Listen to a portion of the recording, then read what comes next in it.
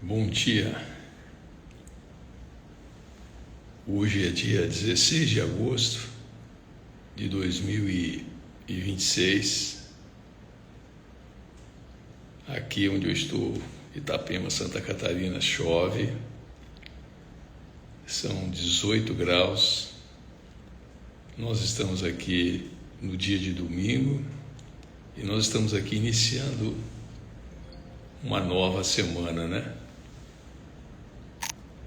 E será uma semana de transformações, conquistas, que Deus realmente vai transbordar em nossos corações, né? Então nós estamos aqui firmes para a leitura da Bíblia capa a capa de número 169. Hoje nós temos aqui o encerramento do livro de 2 Reis, capítulo 23, 24 e 25. Nós temos o início de um novo livro no Novo Testamento, que é Efésios. Ontem a gente acabou encerrando o livro de Gálatas. Temos aqui os Salmos 19 e o Provérbios 16 do dia, né? Então, vamos fechar os nossos olhos e vamos agradecer a Deus aí por essa oportunidade, dessa vida maravilhosa que Ele tem nos proporcionado. Senhor, agradeço a Ti, Senhor, pelas nossas vidas, agradeço a Ti pelas nossas saúdes, agradeço a Ti pelas bênçãos derramadas em nossas vidas. Agradeço, Senhor, por tudo que tem feito. O Senhor não tem deixado faltar nada para nós. Obrigado, Senhor, já por estar aqui com energia e firme para a leitura da Bíblia capa a capa. 365 dias na Tua presença, atendendo o Teu propósito. O propósito que o Senhor colocou no meu coração. Nos dê entendimento nesse momento. É a oração que eu faço em nome do Teu Filho amado Jesus Cristo. Amém. Então, amém. Domingo, início da semana, um dia vai ser muito bom. E nós iniciamos aqui a leitura de 2 Reis 23, versículo 1, a reforma religiosa feita por Josias. O rei Josias ordenou que todos os líderes de Judá e de Jerusalém se reunissem com ele. E eles foram todos juntos até o templo, acompanhados pelos sacerdotes, pelos profetas e por todo o resto do povo, tanto os mais importantes como os mais humildes. Então o rei leu diante deles, todo o livro da aliança que havia sido achado no templo. Ele ficou perto da coluna real em pé e fez com Deus, o Senhor, uma aliança pela qual eles lhe obedeceriam e guardariam as suas leis e mandamentos com todo o coração e com toda a alma. E também cumpririam tudo que a aliança mandava fazer, como estava escrito no livro, e todo o povo prometeu cumprir a aliança. Interessante aqui que Deus está fazendo aqui uma aliança com esse povo, né? Não é uma parceria, né? Então é uma coisa para a gente pensar um pouco. Então Josias ordenou Ilquias, o grande sacerdote, aos sacerdotes ajudantes e aos guardas que estavam de serviço na entrada do templo, que tirassem para fora do templo todos os objetos usados na adoração do deus Baal, da deusa Azerá e das estrelas. O rei queimou todos esses objetos fora da cidade, perto do vale de Cedron, e mandou que levasse as cinzas para Betel. Retirou do serviço os sacerdotes pagãos que os reis de Judá haviam nomeado para oferecer sacrifícios sobre os altares dedicados aos ídolos nas cidades de Judá e nos lugares de perto de Jerusalém. Também retirou todos os sacerdotes que ofereciam sacrifícios ao deus Baal, ao sol, à lua, aos planetas e às estrelas. Ele retirou do templo o poste da deusa Azerá e o levou para fora da cidade, para o vale de Cedron, do Cedron. Ali ele o queimou e fez virar cinza, que espalhou no cemitério público. Ele destruiu os quartos do templo, onde ficavam os prostitutos. Era nesse lugar que as mulheres teciam as roupas usadas na adoração a Deus Azerá. O rei Josias levou para Jerusalém os sacerdotes que estavam nas cidades de Judá e por todo o país, desde Jebá até Berseba. Ele profanou os altares onde esses sacerdotes haviam oferecido sacrifícios. O rei também derrubou os altares dedicados aos demônios do deserto. Esses altares ficavam perto do portão construído por Josué, o governador da cidade. O portão ficava à esquerda de quem entrava na cidade pelo portão principal. Esses sacerdotes estavam proibidos de oferecer sacrifícios no templo de Deus, o Senhor, mas podiam comer os pães sem fermento junto com os outros sacerdotes. O rei Josias também profanou Tofete, o lugar pagão de adoração que ficava no vale do Inom, para que ninguém queimasse o filho ou a filha como sacrifício ao deus Moloque. Ele também retirou os cavalos e os reis de Judá. Retirou os cavalos que os reis de Judá haviam dedicado à adoração do sol e queimou os carros usados nessa adoração. Esses carros ficavam guardados no pátio do templo, perto do portão e perto do quarto de Natã-Meleque, a um alto funcionário. O rei Josias derrubou os altares que os reis de Judá haviam construído no terraço do palácio sobre a sala do rei Acás e também destruiu os altares construídos pelo rei Manassés nos 2 pátios do templo. Ele os fez em pedaços e jogou no vale do Cedron. Josias profanou também os altares que o rei Salomão havia construído leste de Jerusalém, ao sul do Monte das Oliveiras, para adoração de Astarote, a nojenta deusa dos Sidônios, para adoração de Quemos, o nojento deus de Moabitas, e para adoração de Moloque, o nojento deus dos Amonitas. O rei Josias fez em pedaço as colunas do deus Baal, derrubou os postes da deusa Azerá e cobriu os ossos de gente, o lugar onde eles haviam estado. Josias também derrubou o lugar de adoração que ficava em Betel e que havia sido construído pelo rei Jeroboão, filho de Nebate, que tinha feito o povo de Israel pecar. Josias derrubou o altar, quebrou as suas pedras em pedaços e esmigalhou até virarem pó. Ele também queimou o poste da deusa Azerá. 2 Reis 23, versículo 16. Então Josias olhou em redor e viu algumas sepulturas ali no morro, mandou que tirassem delas os ossos e os queimou sobre o altar. Dessa maneira ele profanou o altar, fazendo aquilo que o profeta tinha dito que ia acontecer. Isso há muito tempo, quando o rei Jeroboão estava perto do altar durante uma festa.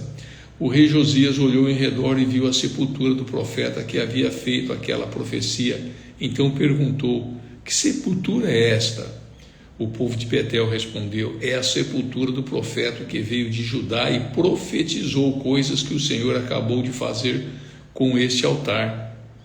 Deixem a sepultura como está, ordenou Josias, não mexam nos ossos dele. E assim os ossos daquele profeta ficaram junto com os ossos do profeta que tinha vindo de Samaria. Em todas as cidades de Israel, Josias derrubou todos os lugares pagãos de adoração que haviam sido construídos pelos reis de Israel e que haviam provocado a ira do Senhor. Com todos esses altares ele fez aquilo que havia feito em Betel e também matou todos os sacerdotes pagãos sobre os altares onde eles haviam oferecido sacrifícios e queimou ossos de gente em todos os altares. Depois voltou para Jerusalém. Estamos lendo aqui 2 Reis 23, nós estamos aqui indo para o final do capítulo do livro de 2 Reis. Então nós estamos aqui no capítulo 23, versículo 21, a festa da Páscoa.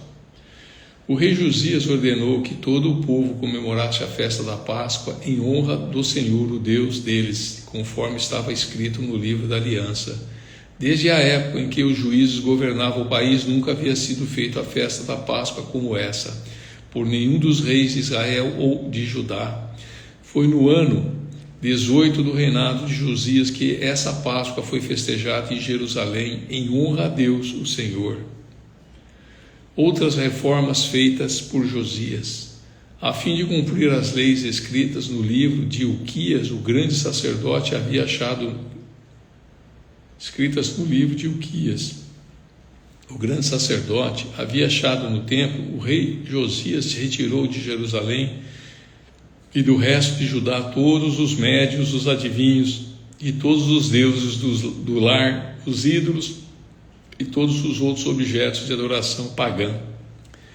Não houve antes nenhum rei como ele que servisse a Deus, o Senhor, com todo o seu coração, mente e força, obedecendo toda a lei de Moisés, e depois nunca houve outro rei igual a ele.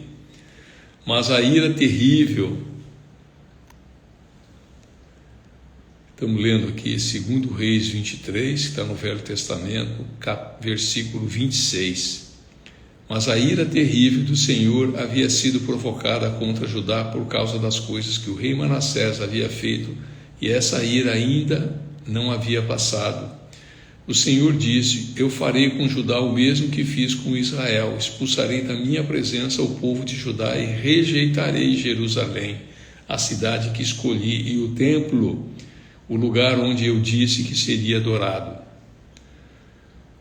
2 Reis 23, versículo 28, o fim do reinado de Josias. Todas as outras coisas que o rei Josias fez estão escritas na história dos reis de Judá. Durante o reinado de Josias, Faraó Neco, rei do Egito, levou o seu exército até o rio Eufrates para ajudar o rei da Síria. O rei Josias saiu para lutar contra o rei Neco em Megido e foi morto em batalha. Os seus oficiais puseram o corpo dele num carro de guerra e o levaram de volta para Jerusalém, onde foi sepultado no seu túmulo. O povo de Judá escolheu Joacás, filho de Josias, e o ungiu como rei em lugar do seu pai. O reinado de Joacás de Judá, versículo 31 do capítulo 23 de 2 Reis. Joacás tinha 23 anos de idade quando se tornou rei de Judá. Ele governou 3 meses em Jerusalém. A mãe dele se chamava Amutal e era filha de Jeremias, da cidade de Líbina. Seguindo o exemplo dos seus antepassados, Joacás fez coisas erradas que não agradam a Deus, o Senhor. O seu reinado acabou quando o rei Neco mandou prendê-lo em Ribla, na terra de Amate, e obrigou o povo de Judá a entregar 3.400 quilos de prata e 34 quilos de ouro. Faraó Neco pôs Eliaquim, filho de Josias, como rei de Judá, no lugar de Josias, o seu pai, e mudou o nome dele para Jeoaquim. Joacás foi levado pelo rei Neco para o Egito e morreu ali. O reinado de Joaquim de Judá. O rei Jeoaquim cobrou do povo um imposto de acordo com as posses deles, a fim de juntar a prata e o ouro necessários para pagar o rei do Egito, que o rei do Egito havia exigido. Joaquim tinha 25 anos de idade quando se tornou rei de Judá. Ele governou 11 anos em Jerusalém. A mãe dele se chamava Zelida e era filha de Pedaías, da cidade de Ruma. Seguindo o exemplo dos seus antepassados, Jeoaquim fez coisas erradas que não agrada a Deus, o Senhor.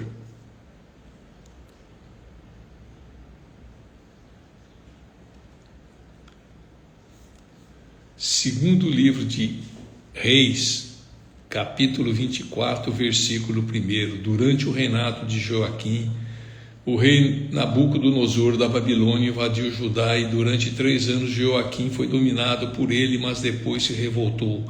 Para destruir Judá, o Senhor Deus fez conforme tinha dito pelos seus servos, os profetas, e isto é, ele mandou contra Jeoaquim bandos armados de babilônios, sírios, moabitas e amonitas.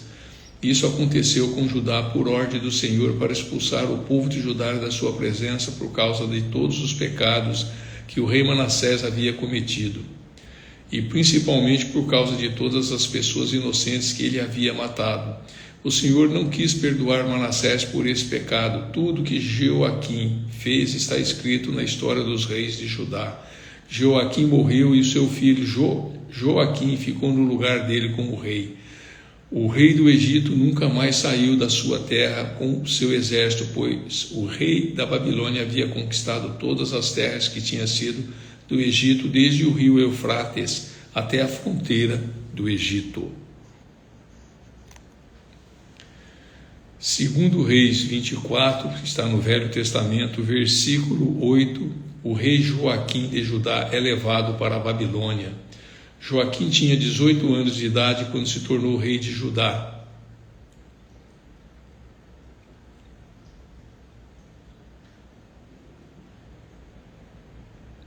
Ele governou 3 meses em Jerusalém. A mãe dele se chamava Neusta, era filha de Eunatã de Jerusalém. Seguindo o exemplo do seu pai, Joaquim fez coisas erradas que não agrada a Deus ou Senhor. Foi durante o reinado de Joaquim que o exército da Babilônia, comandado pelos oficiais do rei Nabucodonosor, marchou contra Jerusalém e cercou a cidade. Enquanto a cidade estava cercada, o próprio rei Nabucodonosor foi até lá, e o rei Joaquim, a sua mãe, os seus filhos, os seus oficiais e os funcionários do palácio se entregaram aos babilônios.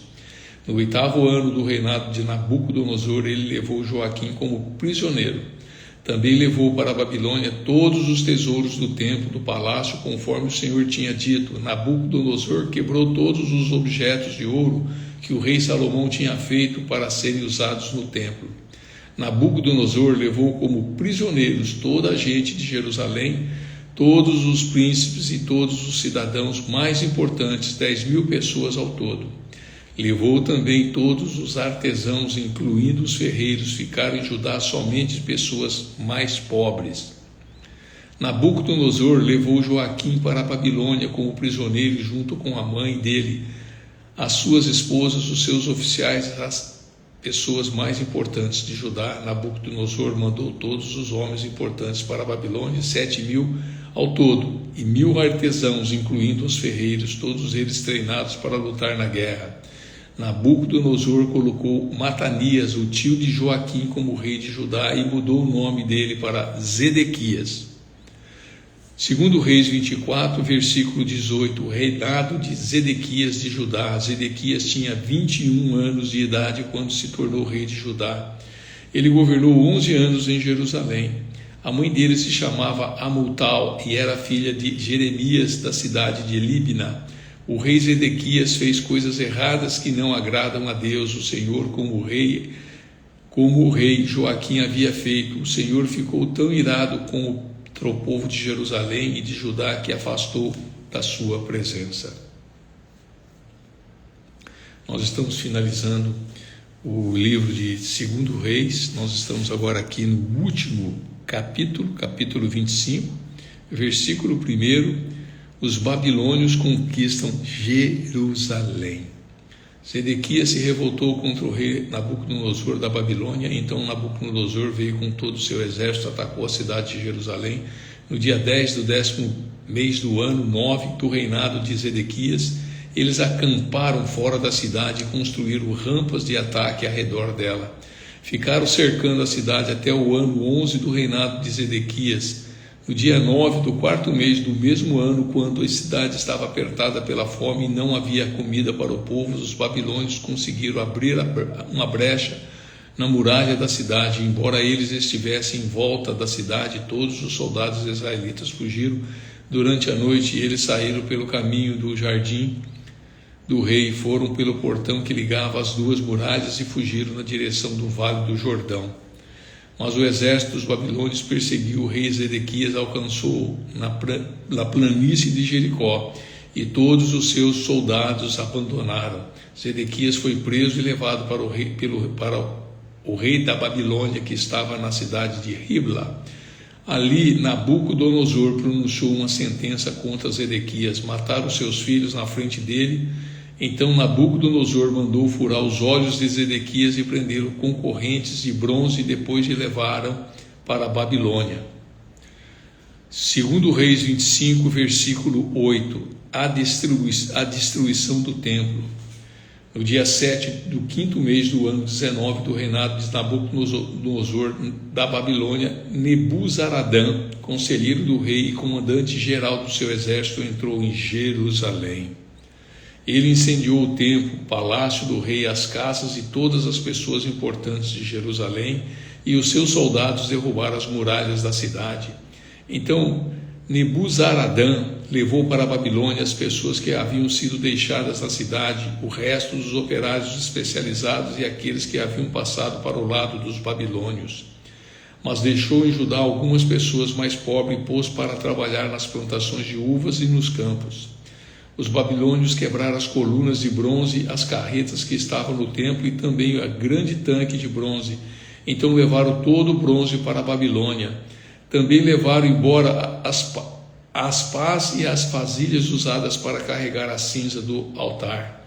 Levaram ainda as tesouras de cortar pavios de lamparinas, as vasilhas de queimar incenso e todos os outros objetos de bronze usados no serviço do templo. Nebuzaradã levou embora tudo que era feito de ouro e de prata, incluindo vasilhas pequenas ou pratos de carregar brasas. Não foi possível calcular o peso dos objetos de bronze que o rei Salomão havia feito para o templo, isto é, as duas colunas, as carretas, o grande tanque, pois eram pesados demais. As duas colunas eram iguais a cada uma, tinha 8 metros de altura, com um remate de bronze do alto, e que media 1,30 m de altura, e toda a volta do remate havia um enfeite rendilhado com romãs de bronze. Segundo Reis 25, versículo 18, o povo de Judá é levado para a Babilônia. Nebuzaradã, comandante-geral do exército babilônio, também levou como prisioneiro Seraías, o grande sacerdote, e Sofonias, o segundo sacerdote, os 3 outros oficiais de importância do templo. Da cidade ele levou o oficial que tinha sido o comandante das tropas, 5 conselheiros do rei que ainda estavam lá, o oficial encarregado de alistar homens para o exército e mais 60 homens importantes. Nebuzaradã os levou ao rei da Babilônia, que estava na cidade de Ribla, na terra de Amate. Ali o rei mandou surrá-los e depois matá-los. Assim o povo de Judá foi levado como prisioneiro para fora da sua terra. Gedalias, governador de Judá. O rei Nabucodonosor da Babilônia colocou Gedalias, filho de Aicã, neto de Safão, como governador de Judá, e o encarregou de todos aqueles que não haviam sido levados para a Babilônia. Os oficiais e os soldados israelitas que não se haviam entregado souberam disso e foram se encontrar com Gedalias em Mispa. Esses oficiais eram Ismael, filho de Netanias, Joanã, filho de Careá, Seraías, filho de Tanumete, da cidade de Netofá, e Jazanias de Maacá. Gedalias disse a eles: eu dou a minha palavra que vocês não precisam ter medo dos oficiais babilônios. Fiquem morando nessa terra, trabalhem para o rei da Babilônia e tudo correrá bem para vocês. Porém, no 7º mês daquele ano, Ismael, filho de Netanias e neto de Elisama, que era da família do rei, foi até Mispa, com 10 homens, atacou Gedalias e o matou. Também matou os israelitas e babilônios que estavam ali com ele. Então todos os israelitas, tanto os mais importantes como os mais humildes, junto com os oficiais do exército, saíram e foram para o Egito, pois estavam com medo dos babilônios. Segundo Reis 25, versículo 27, Joaquim é libertado da prisão. No ano em que Evil-Merodach se tornou rei da Babilônia, ele foi bondoso com o rei Joaquim de Judá e o libertou da prisão. Isso aconteceu 37 anos, 11 meses e 27 dias depois que Joaquim havia sido levado como prisioneiro. Evil Merodach tratou Joaquim com bondade e lhe deu uma posição mais alta que as dos outros reis que eram prisioneiros com ele na Babilônia, e assim deixaram que Joaquim tirasse as suas roupas de prisioneiro e vestisse suas próprias roupas e comesse junto com o rei pelo resto da sua vida. Todos os dias, enquanto viveu, recebeu do rei uma pensão para o seu sustento. Então, finalizamos aqui, assim finalizamos o capítulo 25 do segundo Reis de Israel, segundo Reis do Velho Testamento, e finalizamos aqui o livro de Reis, de segundo Reis. E o segundo Reis é um livro sobre reis, profetas, avivamentos, quedas e consequências. Ao longo da leitura, o que a gente viu em segundo Reis? Elias sendo levado aos céus, Eliseu realizando milagres extraordinários, reis que confiaram em Deus e reis que se afastaram dele, avivamentos promovidos por Ezequias e Josias, a queda de Israel e de Judá, o exílio babilônico. E a principal lição de segundo Reis é simples: nenhuma estrutura, tradição ou posição substitui um coração obediente a Deus. O livro mostra que prosperidade sem fidelidade não sustenta uma geração. E também nos lembra que Deus continua levantando homens e mulheres para chamar o seu povo de volta à aliança. Amém?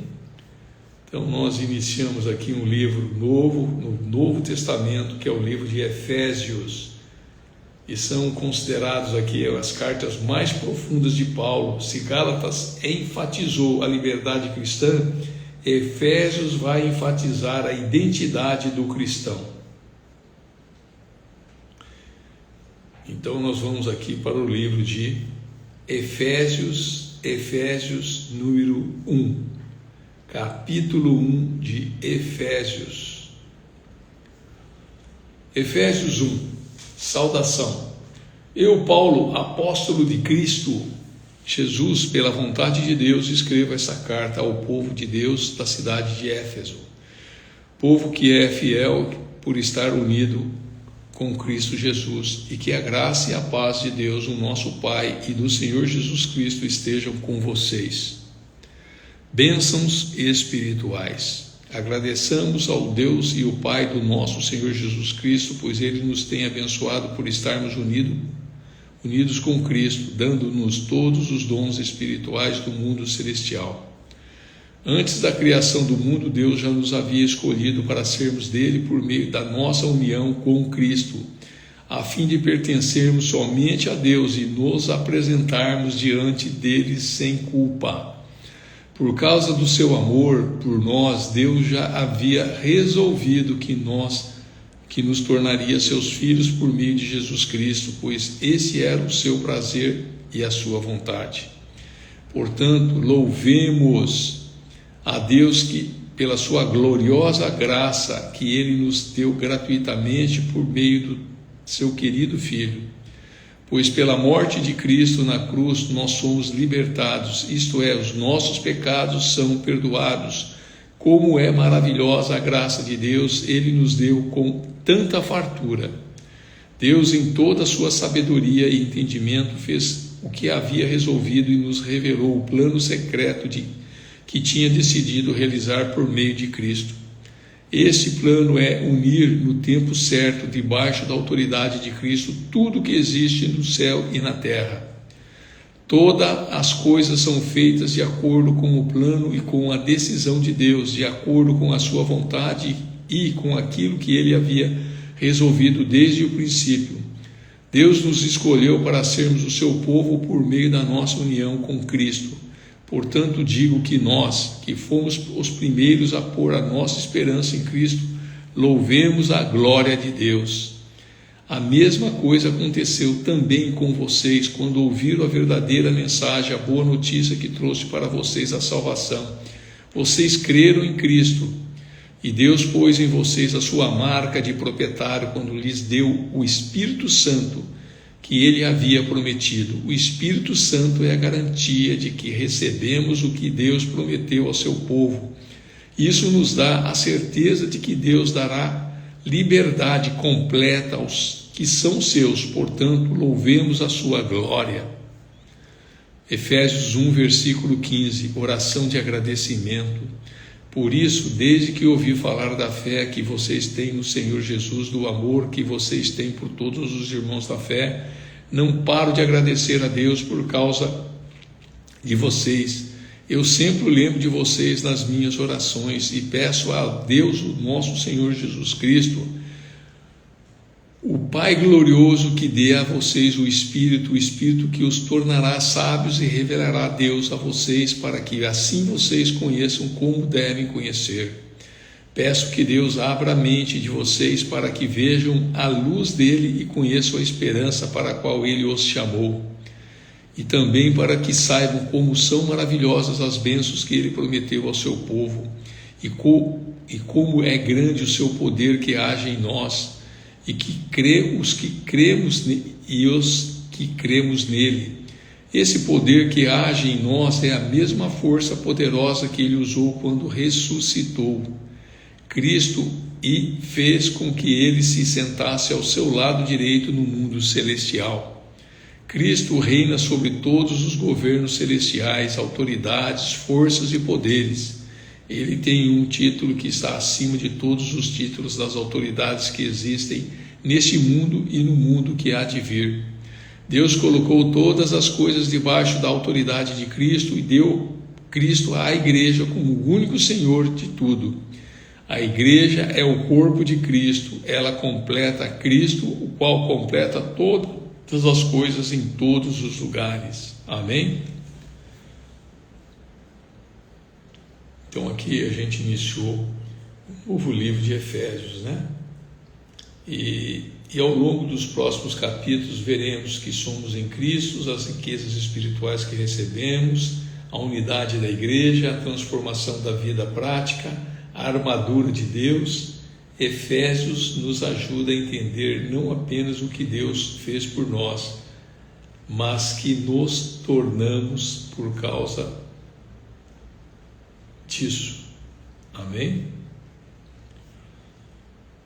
Então, bendito seja o Deus Pai de nosso Senhor Jesus Cristo, que nos abençoou com todas as bênçãos espirituais nas regiões celestiais em Cristo, né?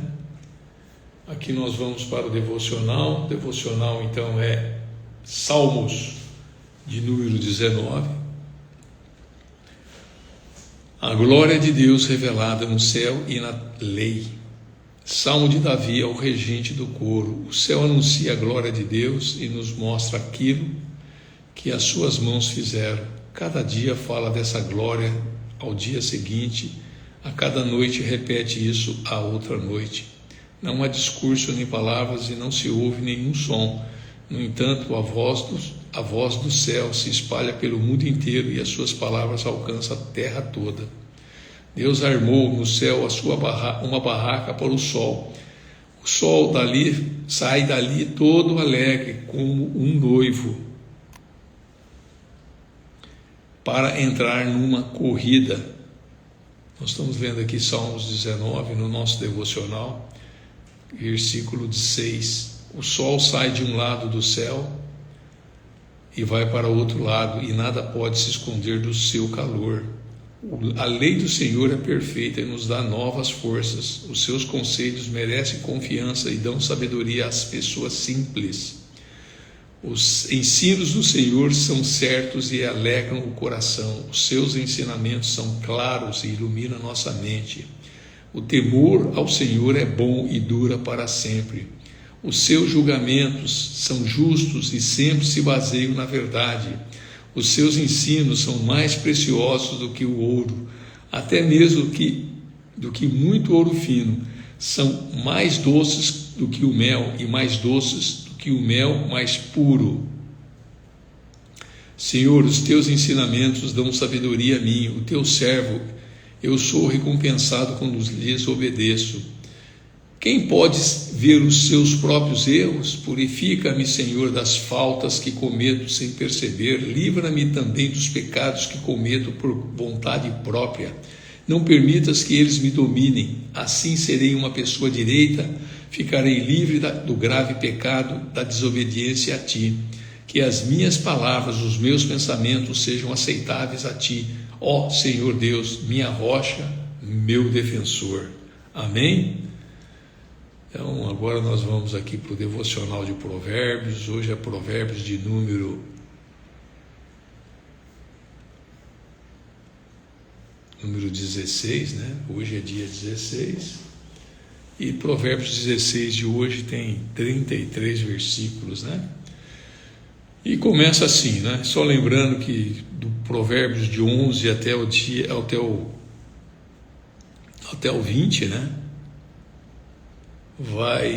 Até o 24, nós estamos aqui na segunda coletânea, que é sobre os drives, os ditos e os ditados dos sábios. As pessoas podem fazer seus planos, porém é o Senhor que Deus que dá a última palavra. Você pode pensar que tudo que faz é certo, mas o Senhor julga as suas intenções. Peça a Deus que abençoe os seus planos e eles darão certos. O Senhor fez tudo para certos fins e o fim dos maus é a desgraça. O Senhor detesta todos os orgulhosos, eles não escaparão do castigo de jeito nenhum. Quem é bom e fiel recebe o perdão do seu pecado. Quem teme o Senhor escapa do mal. Se a nossa maneira de viver agrada a Deus, Ele transforma os nossos inimigos em amigos. Ser honesto é ter pouco e melhor do que ter muito com desonestidade. A pessoa faz seus planos, mas quem dirige a sua vida é Deus, o Senhor. O rei fala com autoridade divina, ele não erra nos seus julgamentos. O Senhor fez os pesos e as medidas, por isso quer que sejam usadas com honestidade. Os reis não toleram o mal, porque o que se torna forte um governo é a justiça. O rei se alegra em ouvir a verdade e ama os que dizem coisas certas. Quando o rei fica com raiva, há perigo de morte, mas o sábio o acalma. Quando o rei fica contente, há vida, a sua bondade é como uma chuva da primavera. É melhor conseguir sabedoria do que ouro, é melhor ter conhecimento do que prata. As pessoas honestas se desviam do caminho do mal. Quem tem cuidado com a sua maneira de agir salva a sua vida. O orgulho leva a pessoa à destruição e a vaidade faz cair na desgraça. É melhor ter um espírito humilde e estar junto com os pobres do que participar das riquezas dos orgulhosos. Quem presta atenção no que lhe ensinam terá sucesso. Quem confia no Senhor será feliz. Quem tem coração sábio é conhecido como uma pessoa compreensiva. Quanto mais agradáveis são as suas palavras, mais você consegue convencer os outros. A sabedoria é uma fonte de vida para os sábios, mas os tolos só aprendem tolices. As palavras bondosas são como mel, doces para o paladar e boas para a saúde. Há caminhos que parecem certos, mas podem acabar levando para a morte. O apetite faz o homem trabalhar com vontade, pois ele trabalha para matar a fome. Os maus procuram meios de fazer o mal, até as suas palavras queimam como fogo. Os maus provocam discussões, e quem fala mal dos outros separa os maiores amigos. O homem violento engana os seus amigos e os leva para o mau caminho. Cuidado com quem sorri e pisca maliciosamente. Essa pessoa está com más intenções. Provérbios 16, versículo 31. Uma vida longa é a recompensa das pessoas honestas, e os seus cabelos brancos são uma coroa de glória. Vale mais ter paciência do que ser valente. É melhor saber se controlar do que conquistar cidades inteiras. O homem joga os dados sagrados para tirar a sorte, mas quem resolve mesmo é Deus, o Senhor. Aqui finalizamos então os 33 versículos do capítulo 16 de Provérbios. E o versículo que eu marquei foi o 9. A pessoa faz seus planos, mas quem dirige a sua vida é Deus, o Senhor. Amém? Finalizamos aqui a leitura do dia 169 dias lendo a palavra da Bíblia capa a capa. E finalizamos aqui então o livro de 2 Reis, capítulos 23, 24 e 25. Iniciamos o novo livro de Efésios, capítulo 1. Lemos aqui Salmos 19 e Provérbios 16. Vamos fechar os olhos, vamos agradecer por esse período aqui de leitura. Senhor, muito obrigado, Senhor, por essa leitura da Tua palavra. Obrigado por esse dia, Senhor, de número 169. Obrigado pelas pessoas que entraram, que o Senhor possa estar tocando no coração de cada um e inquietando nesse dia e mostrando que a Tua palavra é o que prevalece no Seu governo. Ó Senhor, fica conosco. Obrigado pelo entendimento, obrigado já por esse dia, obrigado pelo início da semana. Eu oro em nome do Teu Filho amado Jesus Cristo. Amém. Amém, pessoal, e até amanhã.